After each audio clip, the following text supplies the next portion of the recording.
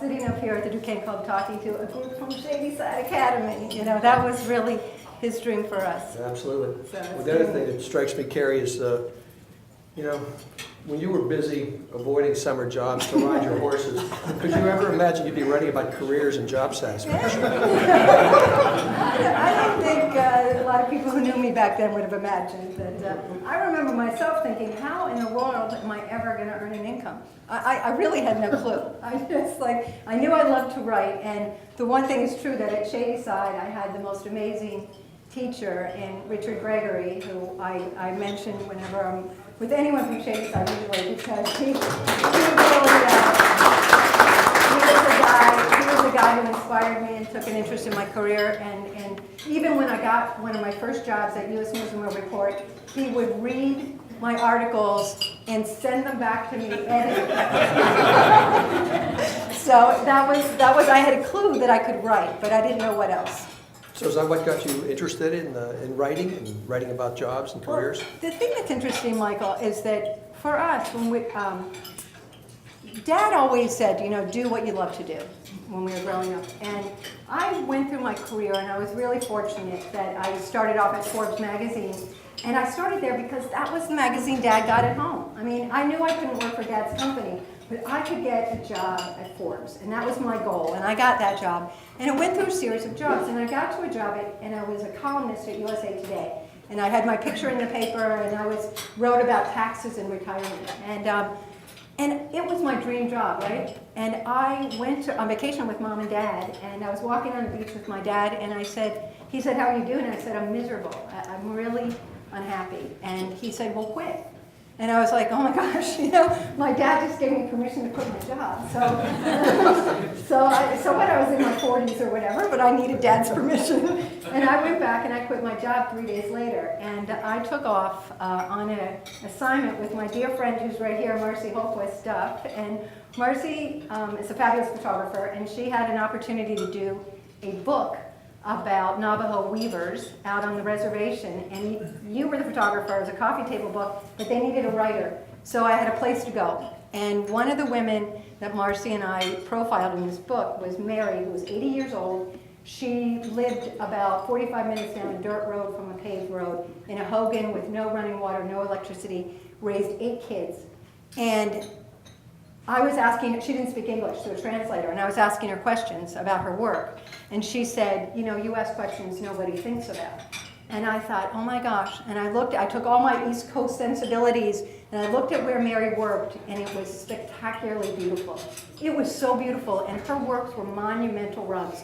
And I thought, this is what we do when we love what we do. This is joy, and Mary was pure joy. And I came back, and I started my own business, and I never looked back. And I became fascinated by what people do, why they do it, what inspires them. You talk about loving your job.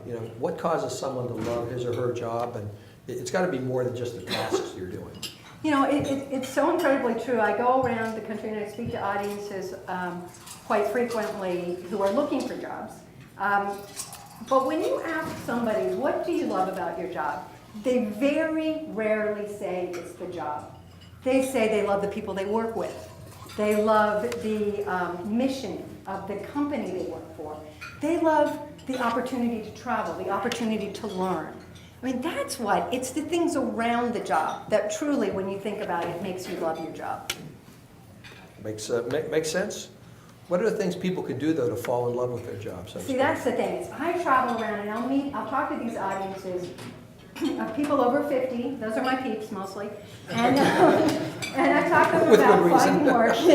They need jobs. It's not. There's a palpable fear in their eyes that they are going to outlive their money, and you know what? They might be right. I'm talking in Des Moines, Oklahoma City, whatever. There's this fear in their eyes they're going to outlive their money. They need jobs, and I come back and I'll be with my friends in Washington, and they're complaining about their boss. And I'm like, listen, get over it or get another job, because there's no reason to be unhappy in what you do every day. So simple things, that you can do. Most people, when they say they're miserable at work, it's because they're bored. And Sean, you're not bored at your job, but it's when you say that you're bored. They're bored, and they don't recognize that. So the very first thing you need to do is go learn something new. And preferably if it's related to your work. But once you start to learn something, in one course, something, your brain turns on, you shift the way you think about the world. Learning is the most amazing thing to kind of re-energize you again. The other thing you can do is to raise your hand. So often, many of you in this room have probably been in the same industry, the same job for a long time, and you kind of, when you reach a certain age, you want to don't be in the fire. You don't want to be in the line to take on a duty that you might not succeed at. So you're afraid to raise your hand and say, let me try it. So ask for new duties. Accept that assignment that's going to be a little scary. Because that's where the adrenaline comes from. That's where you get psyched and you want to go do something. And that is really important. The other simple things, this is kind of ridiculous, but if you saw my office, it's a nightmare, and so that's why I usually don't work in it. But but if you can declutter, and there's a lot of hype around this idea, but it's the truth. If you start clearing out your office, you're making decisions. You're saying, I value this, I don't value this. And that just whole frame of thinking gets you thinking about what it is you value about your work life. And the final thing, there's other great things you can do, get together with your colleagues to volunteer, to get out and do things outside of the office. I know with PNC and some of the other people who work at corporations here in this room, there's softball teams or kickball teams or whatever it is. You get involved in that's bonding with the people you work with outside of the workplace, and it makes work a lot more fun. And the final thing is you need to laugh and smile because Gallup did this great survey that said that people who laugh and smile at work are more engaged in their jobs. So give it a try. It really works. Don't think about that. I bet you smile on the job. Come on. I do. Jim Moore told me one time I smiled way too much for a chief credit officer. Oh, I like that. He said if I didn't get the job done, he'd get the nastiest, meanest son of a gun I'd ever seen. Good job, so.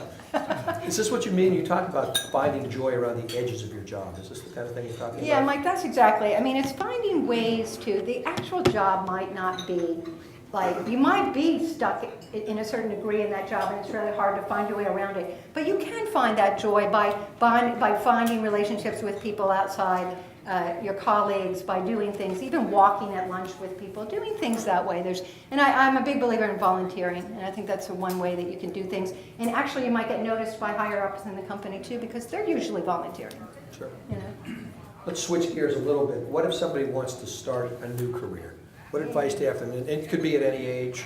You've written a book about this. Yeah. Well, this is my thing. I think so many people get to the point and say, and in fact, I was talking to a young woman here today who has a fantastic job as a lawyer, and she's like, is this really my dream job? I'm not sure. And it might not be, but she doesn't need to know right this second. But a lot of people get to a point in their life that, and heck, Brendan, your son, Brendan, I gave a talk in New York one day, and Brendan and some of his friends from Shady side were there. And it was all about what's next, second careers, and they're like, that's what we want, And I'm like, you guys, you're still in your 20s. And thanks to you, Brendan went from a salary to a commission. So. All right, so I inspired him. I know he'll do all great things.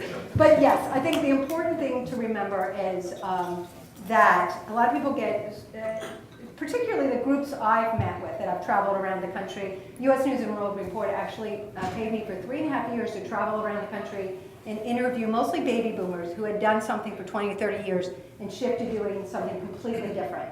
And what inspired me about this group of people, and most people who shift careers, it's usually inspired by a health crisis of their own, or whether they've lost someone they loved, or even back when I was doing that book, it was 9/11, and Michael, you have a good friend who was that prompted him to shift. And Michael actually helped me a lot finding some people from Pittsburghers who had done these sort of dramatic changes from what your mortgage banking.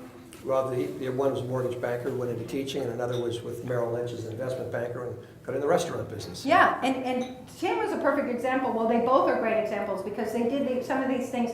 So everyone had a different motivation, but the common spine is they took their time, they researched to see if there were opportunities there to do it, they volunteered or they did moonlighting to make sure that there really was something that they loved, that it might sound dreamy, but it actually wasn't. They added the skills they needed. In particular, the case from the mortgage banker to the teacher, it took him almost 3 years to make that shift because he took the classes in the evening. The guy who started the restaurant here, he did every red sauce job in the business. He bussed tables. He worked as a chef, a sous chef. He did everything in the restaurant business, and then he said, I think I can do this. I think I can do this, and he did do it very successfully. There's someone in the room here, Carl Kurlander, who is sort of a poster child for these second acts, because Carl actually got to go on Oprah, which is what I had wanted to do, but I got Dr. Phil, so there.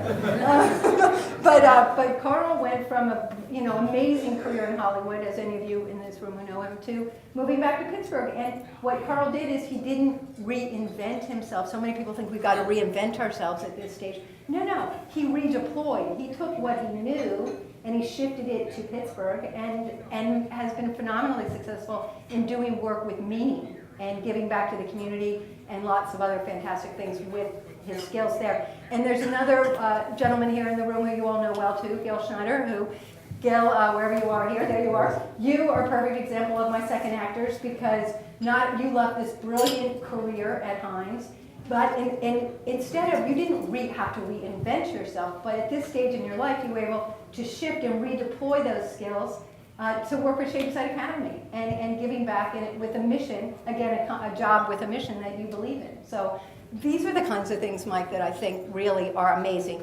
And I'll just say one quick story about this reinvention bit. Is this guy, one of the guys I profile in my book, he went to Duke, say yay, and he was with the Navy, a career Navy guy. And when he took mandatory retirement, he flew jets and stuff. I mean, he could land on an aircraft carrier. So when I met with him, he could have worked for the Defense Department. He could have been with flown commercial aircraft, actually. But Don Covington ran away with the circus. And I was like, come on, Don, what does a circus have to do with the military? And he's like, Kerry, they're very common. He said, they're really quite similar. He said, here's the thing. He said, they have a lot in common, really. And what he did is he took a job as the company manager of the Big Apple Circus.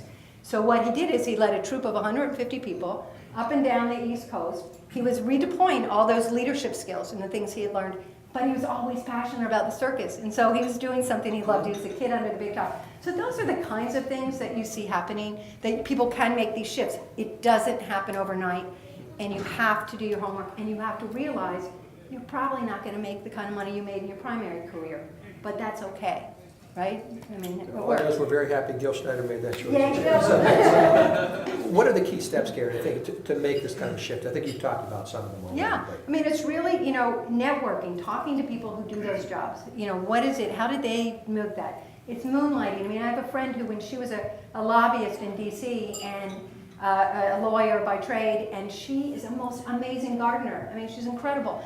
And so she decided when she took an early retirement package that she was going to start a landscape design business. And when Bev got out in the garden as her job, she was completely miserable. I mean, because it was so solitary. And what she loved about gardening is it was her respite from the world. But this now was her job. So she quickly realized it. So doing the job, volunteering, adding the skills, and see what you need, because you don't need a master's degree, but start with one class and see if it's really what you want to do.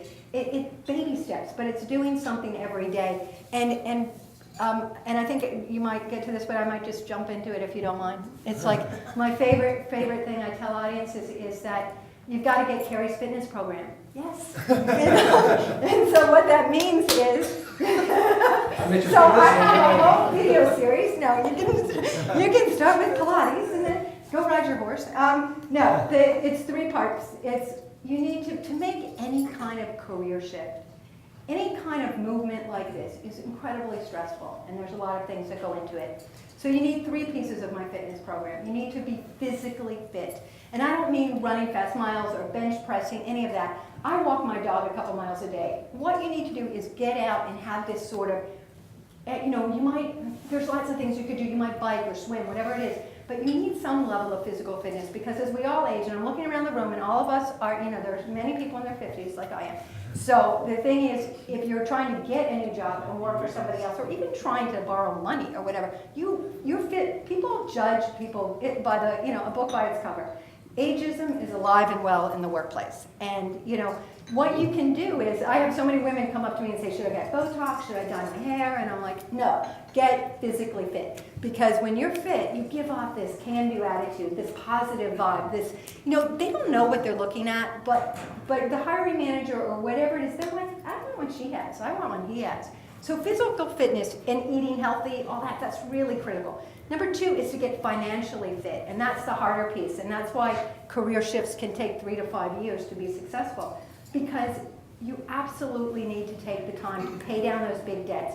You can often, in the case of the mortgage banker who switched to being a teacher, he and his wife were able to sell their big house in Sewickley, to downsize to a smaller townhouse, no mortgage. You know, get those big ticket items out of the way so you are going to work for less. Or if you're starting your own business, you're going to be putting that money back into that for a while. So if you can be, you know, if you can be financially fit, it's really, because debt is a dream killer. I mean, debt is the thing that makes us, it makes us stuck, right? No, that's you know? Bankers, we all believe that. Yeah, and I know Michael has a question he wanted to ask me that I told him not to, but I absolutely know what it's like to be in debt. so I think it's really important to have that. And the third piece of it is to be spiritually fit. And I don't mean woo-woo religion or any of that sort of thing, but to have some sort of meditation practice, some sort of place that you can go for centering yourself, Tai Chi, yoga, whatever you can do, because it's super stressful. So get my fitness program, you can do it. Thank you, Kerry. You talked a little bit about, you know, people over 50. A lot of people over 50 these days are actually becoming entrepreneurs. Yeah. Talk a little bit about that, and does it make sense for people over 50 to be partnering with younger entrepreneurs? Gosh, that is seriously one of my favorite topics. And the people starting businesses over the age of 50 is the fastest growing demographic in this country and globally. I mean, it is incredible the number of people over 50 who are starting businesses today. And the interesting thing is, and there are reasons for that, which we all know, we've talked a lot, you've learned about this, we read about it, we're living longer, presumably healthier lives. You know, it's not 65 and done. If you left a job at 60, you have a good 15, 20 years, you could do something completely different or start your own business. There is this fear of outliving money, that people want to continue. And it's, you know, it's use it or lose it. So people want to come, this is their opportunity to start a small business. And if you compare with somebody in their 20s, brilliant. I mean, I call them legacy businesses, but this is where the synergy happens. This is where you can start a business that can last it's not just for 5 or 6 years, because actually when I went back to the people I profiled for my What's Next book, the one where I travel around and met all these people, when I went back to look at them when I updated it for a paperback version, about a third of them had sold their businesses or moved on to do something different, because it's a patchwork quilt. But if you pair with somebody younger, then you get the tech savvy, you get the energy, and people in their 20s are having trouble finding jobs too. So what a great opportunity. And a lot of people over 50 that I meet who are stuck because they want to keep working and they can't find a job. Mm-hmm. Or it takes a lot longer. And they just get sick of working for the man, they're sick of the rejection. So they say, hey, you know, I always wanted to start this. But if they compare with somebody younger, I have so many great examples of these two generations working. Intergenerational stuff is awesome. And I think it really is an opportunity for success and an ingredient and a ticket to it. Along those lines, you were quoted on NPR one time as saying that we should retire the word retire. Tell me a little bit more Now, what do you think about that? What do you think about that? Well, I think you permanently retired. We have a brother-in-law who's thinking about retiring, and that just shocks me. I'm like, you're too young. What are you thinking about? Yeah, I think that the whole word retire is just so incredibly outdated. I think of it, and it sounds corny, but as refire. I mean, this is your time, particularly if you have saved adequately, to go do something you really want to do, to really, you know, engage. And there's some really tremendous reasons. You know, yes, as I say, when I'm out talking around the country, I see this incredible fear. People absolutely, they aren't going to retire, and they can't, because the social safety network in this country can't support that. They need to keep working. But in order to, there are so many great reasons to keep working. Mm-hmm. And it's not, if it's not the financial necessity, it also allows you to keep all that money that you've been socking away in retirement accounts, keep growing for you. You don't have to dip into them quite yet. You have the opportunity to continue to contribute to them. You can, you can still get medical benefits from it. You can get, before you're 65 and have Medicare, you have that opportunity. And it's the mental, well, I'm a big believer in not tapping Social Security until you're to 70 and so forth, but in that way, you give yourself an 8% bump each year that you can push back taking Social Security. If that works for you, continuing to work is often a really great agreement, so it's not retiring, it's refiring. And finally, people who retire, I think, they go into a depression, they grieve, they lose their identity. If you can find what it is you want to do next, and again, I tell people, start thinking at 60, at 65, at 55, at 60, start laying some groundwork, see what's out there, because it's the mental engagement, it's the social engagement, it's healthier for you. I mean, study after study has shown that continuing to work, and not everyone, it depends on this audience, I don't think would be an issue, but if you have a job that does involve a lot of labor, you're not going to be able to continue working in that fashion. But a lot of jobs today are not those kind of physically intensive jobs. So we can find ways, but if you can stay engaged, I mean, even warding off Alzheimer's and those sorts of things from keeping mentally active. So, and you don't have to work full time, I'm not saying that, but it's, there's so many ways with the gig economy, with, consulting, that you can flex work and find ways. Work for a season. I've interviewed guys who retired from fantastic jobs, and now they're park rangers at Yellowstone. So they're half season. They're not making a heck of a lot of money, but they love it. And so anyway. What are the challenges though for somebody over 50 or over 60 as they seek to do these things? Yeah, no, that's big, and I alluded to that briefly. Ageism is alive and well in the working world. A lot of talk about it's not, and it's illegal, and we know that. But employers, and I don't know, Mike, I don't know if you hire many people yourself these days, but it's an issue that employers, they have these preconceived ideas of people over 50, and they think that you're not up for the job, that you don't have the stamina for it, that you are stuck in your ways, that you're not willing to learn new ways of doing things, that you're not going to play nicely with the other kids, meaning you don't want to work for a younger boss, which is quite possible. They worry that you are expensive, that you want too much, your salaries are too high.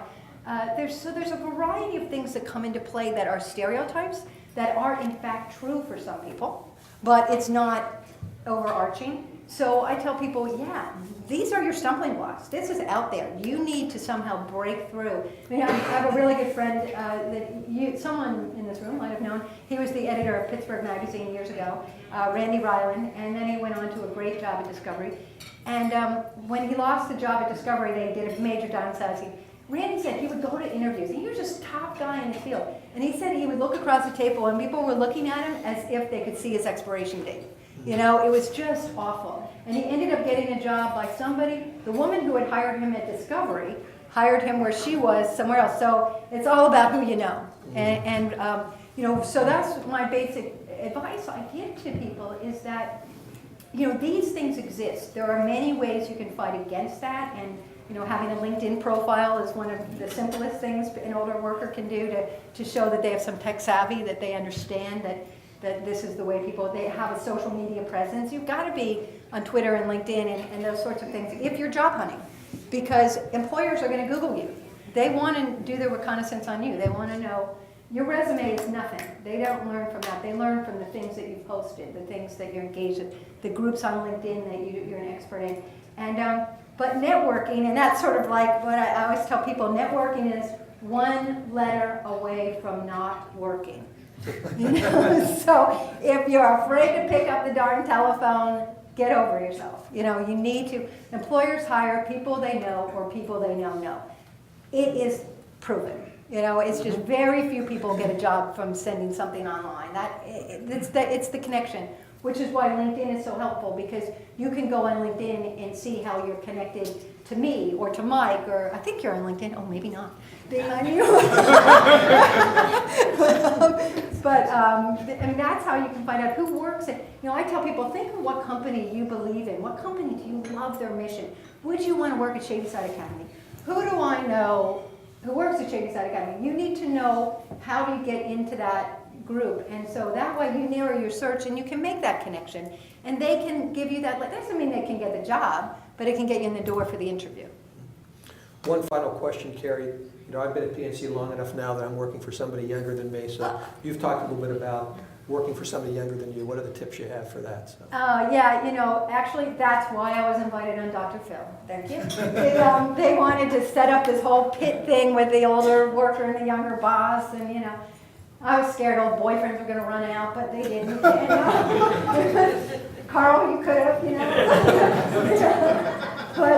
But interestingly enough, this is a pretty big deal these days, and it really is a big deal because there's a resentment that if you're older and you've been in a job for a long time and you're experienced, and all of a sudden they bring in somebody younger that you report to, and they have new ways of doing things, and they have new ideas, and gosh, you've been doing this for years, you really know how to do this job. And you have to take up directions from them. It's really, really difficult. And for me, I have a new editor who she wouldn't return my emails, she doesn't return my phone calls. I was beside myself. I'm like, who does she think she is? I was really, really mad. And finally, someone said, Kerry, have you tried texting her? And I'm not kidding, this sounds so stupid, but I texted her, and she got right back to me. And I'm like, oh, jeepers. Okay, so so that goes to my tip. You have to have that conversation.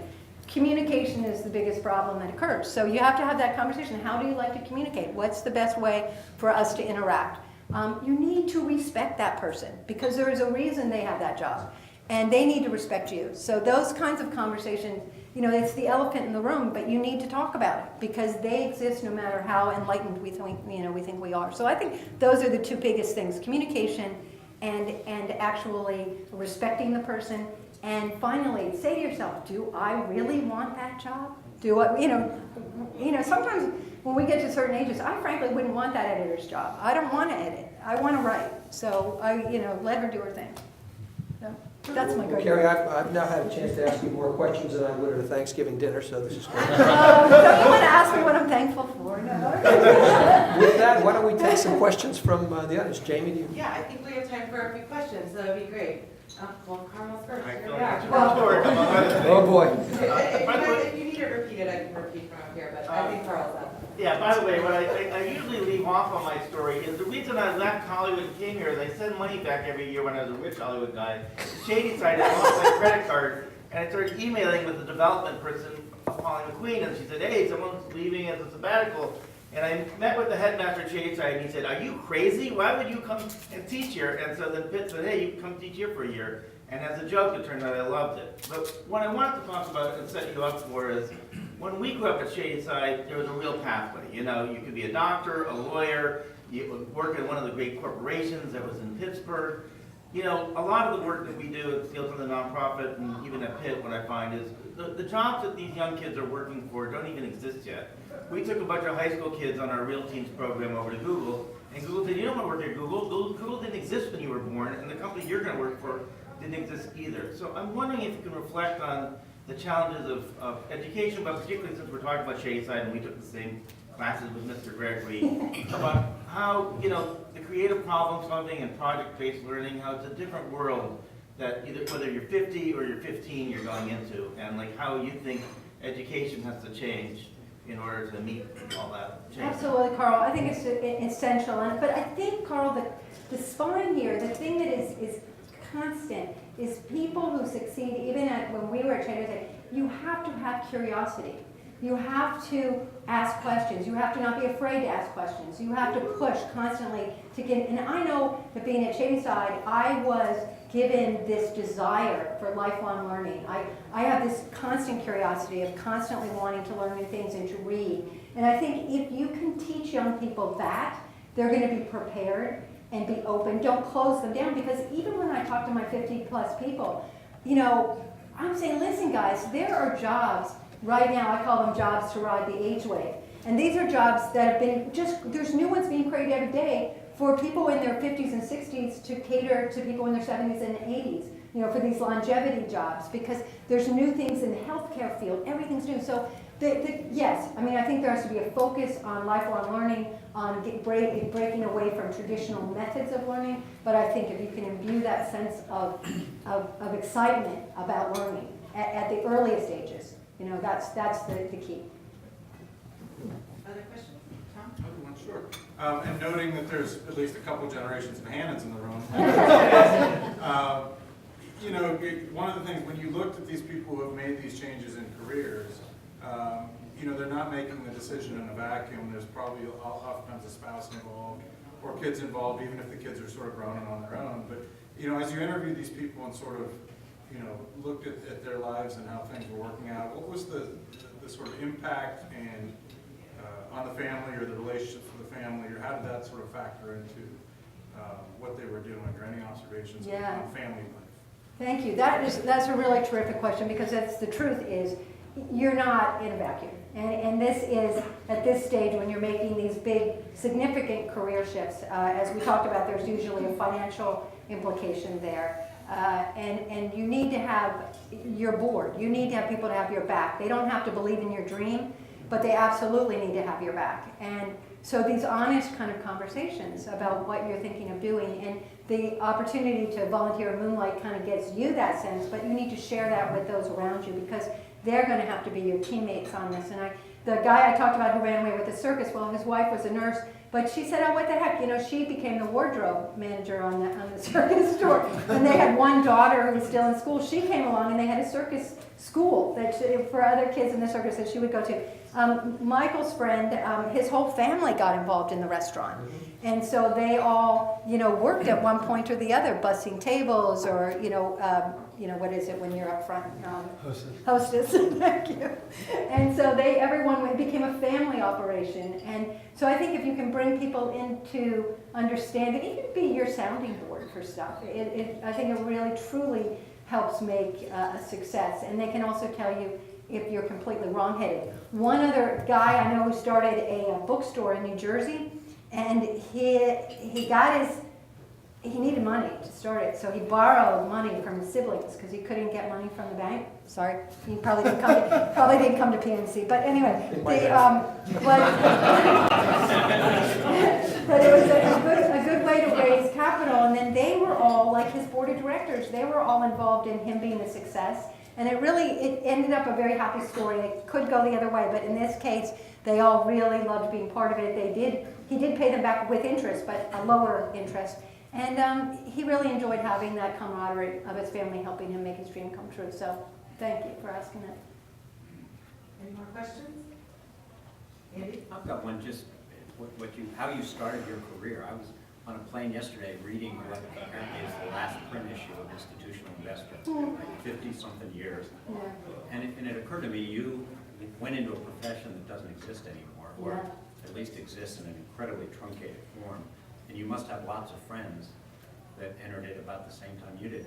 What have you learned from how everyone has dealt with the fact that the profession that they trained for and became quite good at is suddenly disappearing, like as if they were buggy whipped? There you go. Yes, it has been startling and really difficult, a shift for the people in my industry.